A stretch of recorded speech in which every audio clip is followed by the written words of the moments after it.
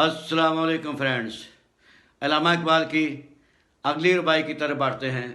इलामा साहब फरमाते हैं, खुदी की खलवतों में गुम रहा मैं, खुदी की खलवतों में गुम रहा मैं, खुदा के सामने गोया ना था मैं।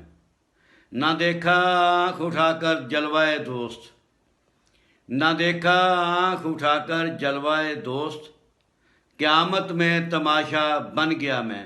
इलाम साहब फरमाते हैं कि मैं अपनी ज़ात की तकमील में, अपनी खुदी की तकमील में इस कदर गर्क था, इस कदर बिज़ी था कि मैं क़यामत के दिन मुझे यूँ महसूस हुआ कि यानी मैं अल्लाह पाक के सामने नहीं हूँ। मैं अपनी खुदी की यूँ तकमील कर रहा था। तो अगले वो शेर में कहते हैं, ना देखा आँख उठाकर जलवाए दोस्त।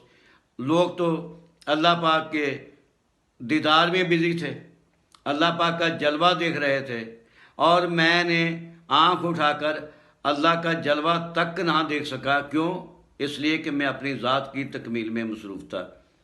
और अगले मिसरे में कहते हैं, क़यामत में तमाशा बन गया मैं। और फिर यूँ हुआ कि लोग जलवा देखने में मसरूफ़ थे, मैं अल्लाह ताला का दीदार ना कर सका। तो पूरी लोगों की नज़रें, ना सिर्फ इंसानों की नज़रें बल्कि फरिश्तों की नज़रें भी मुझ पर जम गई कि ये कैसा आदमी है कि अल्लाह ताला के दीदार की तरफ तवज्जो नहीं। गालबन इकबाल ये कहना चाहते हैं कि इंसान अपनी ज़ात की तकमील में, अपनी खुदी की तकमील में इतना बिज़ी होता है, उसमें इतना महव हो जाता है कि उसे दाएं बाएं की खबर नहीं रहती। Thank you. अल्लाह हाफ़िज़।